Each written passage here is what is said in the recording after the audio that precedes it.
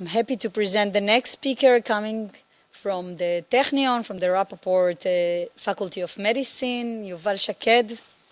Thank you for coming.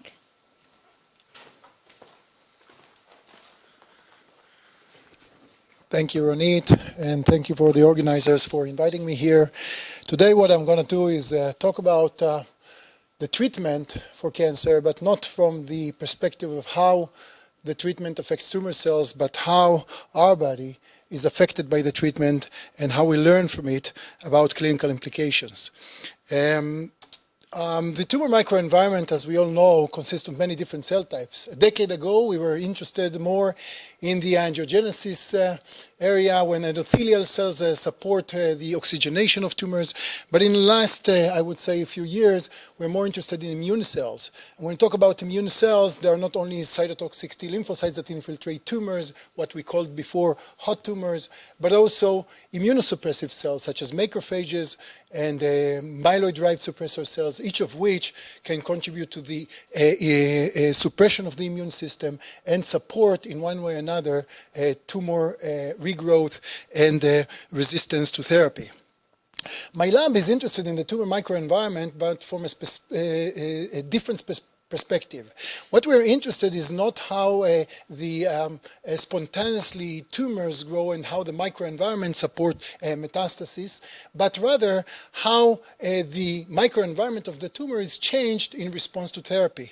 In the last decade, I would say, we've studied how treatment affects not tumor cells or how treatments kill tumor cells, but rather how the treatments affect a lot of different host cells in our body and how these effects may change the tumor microenvironment, sometimes to the tumor advantage.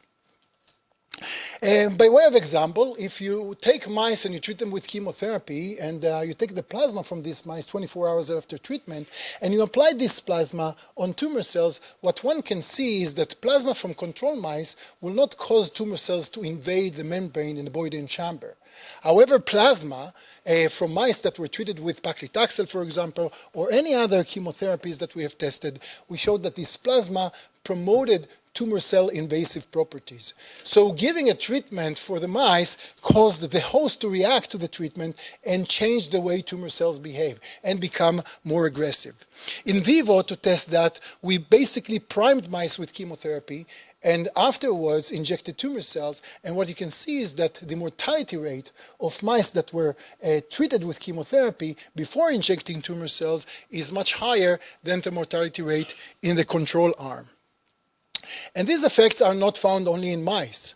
Here is a study that we have done in patients, colorectal cancer patients, where we took plasma from patients before treatment at baseline and after FOLFOX treatment. These are colorectal cancer patients at the adjuvant setting that are treated with FOLFOX. And what we found is that in the majority of the patients, about 70 or 80% of the patients, the plasma after the treatment, 24 hours after the treatment, caused tumor cells to become by far more aggressive than the baseline plasma. Similar to what we found in the mice. However, in patients, I would say that not all patients react in the same way. So there is a differential host effect or host response to the treatment based on the plasma level samples we have tested.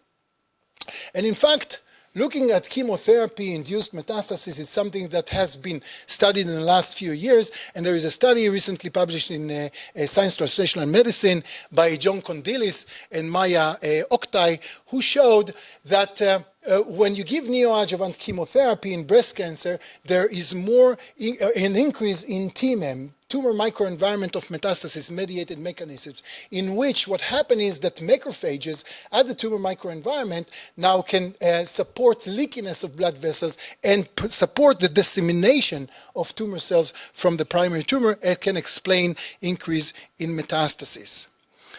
And these effects are not found only with chemotherapy, but also with other treatment modalities for cancer, such as radiation.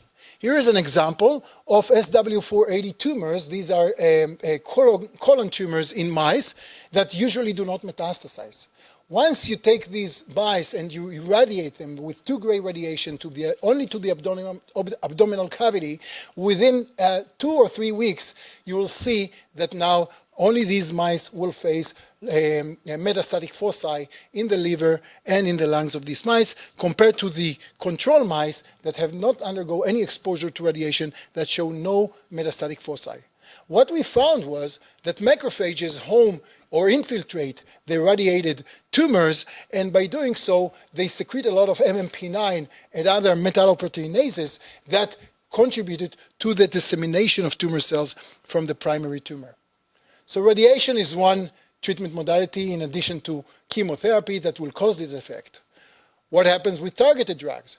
Similarly, we found that when we used bortezomib, which is a drug, a proteasome inhibitor, is given for multiple myeloma, approved by the FDA for multiple myeloma. When you prime mice with bortezomib and then inject multiple myeloma cells to the mice, here you can see the same mouse over time, and you can see that in the control arm, the mice die in about 2 months. However, if we prime the mice with bortezomib, we see that the mortality rate of the mice is much faster, is much higher. And what we found again, that macrophages only in this case play a role, and what they do, they secrete a lot of pro-inflammatory factors that support the proliferation of multiple myeloma cells. And with surgery, we showed a similar phenomenon when the mice undergo surgery and then injected with tumor cells. That means when we cause a host response to the surgery and then inject tumor cells, the mice that succumbed to metastasis earlier are those that were first underwent surgery. So the question now, as we heard in the last 3 or 4 talks, what happened with immunotherapy? Immunotherapy, as opposed to these treatment modalities, do not target the tumor cells, but rather target the T cells or target the immune system. So the question is whether we'll see similar effects. So lo and behold, when you look at the same treatment options that with immunotherapy that we've done with other treatment modalities, we found again that when you give mice anti-PD-1 therapy and then a week later take plasma from these mice, applied it on tumor cells, similar to chemotherapy, radiation, targeted drugs will show increase in invasive properties. When you take these tumor cells and you now inject them to mice, the mice will show a decrease in survival when they were exposed to the plasma of anti-PD-1 compared to IgG control. We wanted to study what happened there and what are the effects that caused the mice to actually succumb to metastasis. So we took plasma from the IgG control mice and plasma from anti-PD-1 mice, and we implanted in matrigel plugs that mimics the tumor microenvironment. When you look at the plugs 10 days later, you can see that there is definitely infiltration, a lot of host cells into the matrigel plugs in the anti-PD-1 containing matrigels compared to the plasma from IgG control. When you dissect the different cell types within that infiltrate these matrigel plugs, what one can see is that indeed there is increase in activated immune cells, such as cytotoxic T cells and TH cells. However, at the same time, what we also found is that there are other cell types within these matrigel plugs that can actually counteract the activity of the cytotoxic T cells. For example, we found increase in M2 immunosuppressive macrophages and myeloid-derived suppressor cells only in the plugs of the anti-PD-1 compared to the IgG. That means that when one gives a drug, you get an action against the drug, but then there is a host reaction to the drug that may minimize or negate the anti-tumor activity of the drug. I call it the yin and yang effect of cancer therapy, that once we give a drug that is supposed to act against tumor cells or against specific host cells, there is an immediate reaction of our body to actually balance this anti-tumor activity and cause pro-tumorigenic activities. And in fact, we ask now, the question is how we can use this information to our benefit. Can we use this host response, as we call it, in order to now identify patients that maybe benefit from a treatment or not?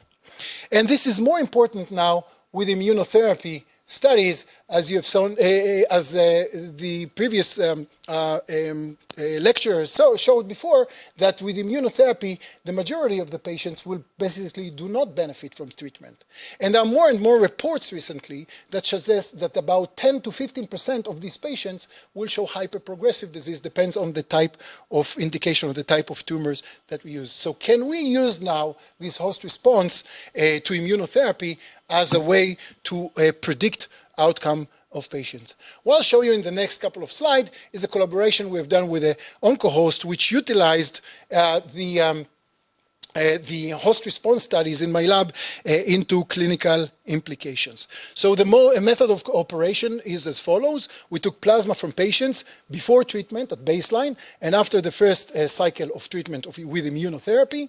And then this cohort of patients where we collected plasma and we actually test about 1,000 proteins in the plasma.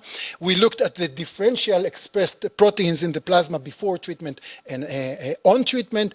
And then we do our bioinformatics analysis and machine learning tools in order to differentiate between those that respond to the treatment and those that did not respond. So I want to report on a study that we have done, retrospective study on non-small cell lung cancer patients, where we used 33 patients as a training set for the machine learning, and then a validation set on about another 57 patients. Oh, what happened? Sorry. So when we looked at the first glance, and we looked at the different biological pathways that undergo with the different proteins expressed in the responders and non-responders, we found basically that there is no differences in the biological pathways that happens in responders and non-responders. And that was a little bit discouraging. However, still we could see that the differentially expressed protein was different between responders and non-responder. And what we actually wanted to test now is whether we can identify specific signatures of proteins that are upregulated either in the responders or non-responders, and by doing so, we can differentiate between these two groups. So using principal and component analysis and machine learning tools, what we identified is a 3-protein signature that can differentially show a cluster patients that respond to the treatment, a patient that do not respond to the treatment, with the area under the curve of 0.89. When we validated this set with a validation set and training set, we found that the area under the curve was 0.8, suggesting that looking into the differentially signatures of proteins in the plasma, we can now, in 80%, suggest whether the patients will respond or not to treatment.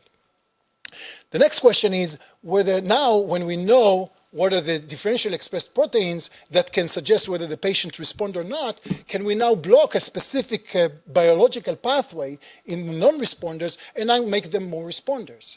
And we did it preclinically. We found that IL-6, for example, is one of the molecules that upregulated in some of the mice that were treated with CTLA-4 and other immune checkpoint inhibitors. And when we tested it in breast cancer, triple-negative breast cancer model, when we blocked anti-IL-6 alone, you see no benefit whatsoever for the treatment of the primary tumor treatment of EMT6. However, when we use the combination of anti-CTLA-4 and anti-IL-6, only then we saw benefit of the treatment compared to the anti-CTLA-4 alone. And what you can see here is that the survival curve is much higher in the mice that got a combination treatment, suggesting that once you block a specific biological pathway generated by the host in response to the treatment, you may be able to increase the efficacy of the treatment. So the conclusions that we have made here is that immune checkpoint inhibitors, like other treatment modalities for cancer, induce host protumorigenic activities, which can explain therapy resistance or relapse, or why patients sometimes do not respond to treatment. When we analyze these host response effects, we can actually use it maybe as a new tool for precision medicine and actually predict outcome of response for patients treated with immunotherapy. And when we block host response protumorigenic activity, maybe we can increase the therapeutic outcome of these patients. So what I showed you today is that in addition to the anti-tumor activity of drugs, the drugs also cause reaction in our body that generate protumorigenic activities. These protumorigenic activities can generate a lot of biological pathways that support tumor growth and support angiogenesis and metastasis and tumor cell proliferation. By blocking these biological processes, we can increase outcome. What I showed to you today is not that our treatment are actually bad or not good for us, is that they are the best that we have so far. What I showed you is that in addition to the side effects that we can see with treatment, there is a whole bunch of what I called silent side effects that we actually never measure. These are the host response effects. And by identifying those side effects or silent side effects, maybe we can have a new approach for precision medicine in oncology. And with this, I would like to acknowledge many people in my lab that worked on host response over the years, and those that are mentioned here are those that worked with the immunotherapy and the collaboration with the company OncoHost about identifying those patients that will respond or not from immune checkpoint inhibitors. Thank you very much.